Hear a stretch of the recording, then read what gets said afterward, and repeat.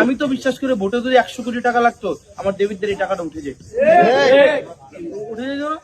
তাহলে মানুষ, তাহলে আমি কেন এই লুকটা করতে যাব? আমাকে সরকার 1,74,000 টাকা বেতন দেয়। এই যে গাড়ি চলি না, মাসে 70,000 টাকা তেল খরচ দেয়, 70,000 টাকা তেল খরচ দেয়। ঢাকায় একটা বাসা, বিশাল বড় বাসা, যে বাসাটা হচ্ছে এখানে এত সুন্দর, এটা আপনি 2 লাখ টাকা দিয়ে এটা ভাড়া নিতে পারবেন না। এটা বাসা, একটা অফিস। এরপর হচ্ছে আমার যে কাপড় ইস্তারি করার জন্য সরকার খরচ দেয়, রান্নার জন্য বাবুর্চির খরচ দেয়। এগুলা কার কারণে পাইছি বলেন?